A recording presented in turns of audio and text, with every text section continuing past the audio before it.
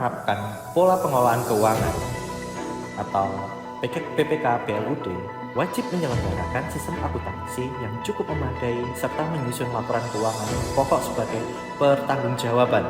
Nah, di sini saya akan menjelaskan secara singkat saja. Di sini ada 9 sistem akuntansi yang mana nanti akan di breakdown di slide-slide selanjutnya.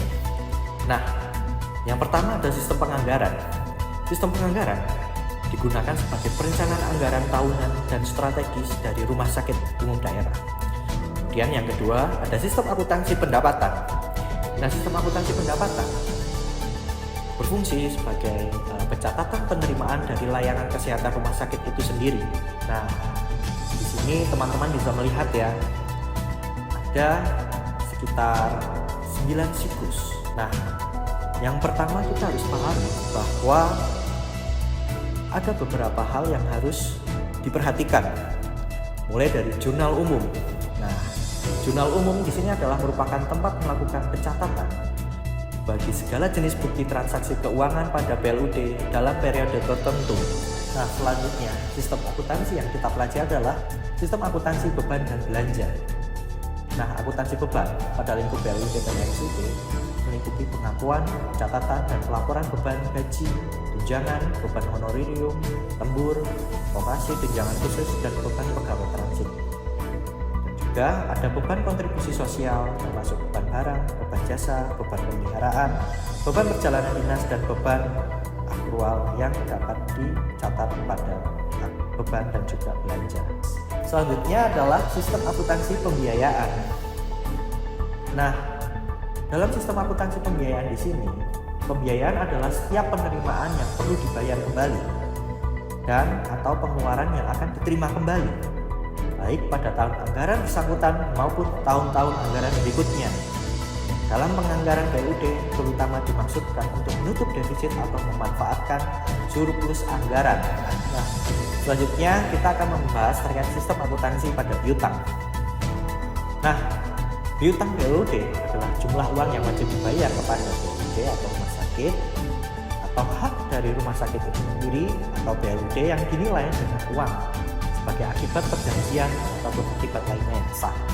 Nah, prosedur akuntansi piutang pada BLUD RSUD meliputi pencatatan dan pelaporan akuntansi atas transaksi-transaksi yang mengakibatkan penambahan maupun pengurangan nilai piutang.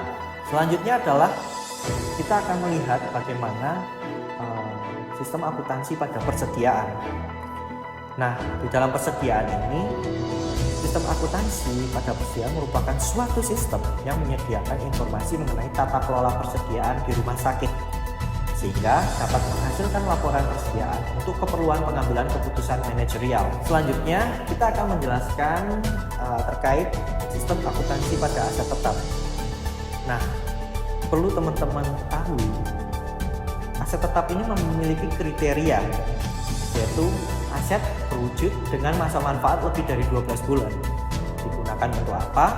Digunakan untuk operasional dan tidak dimaksudkan untuk dijual dalam kegiatan normal RSUD. Selanjutnya kita akan mempelajari terkait sistem akuntansi kewajiban. Nah, kewajiban ini untuk teman-teman perlu ketahui bahwa dampak transaksi masa lalu yang penyelesaiannya mengakibatkan aliran keluar sumber daya ekonomi.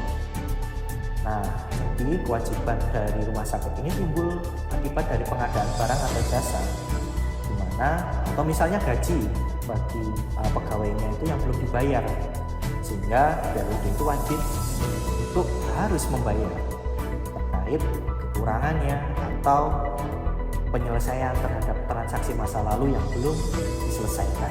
Tujuan pelaporan keuangan adalah yang pertama untuk menyediakan informasi mengenai posisi sumber daya ekonomi, kewajiban dan ekuitas Badan Layanan Umum Daerah.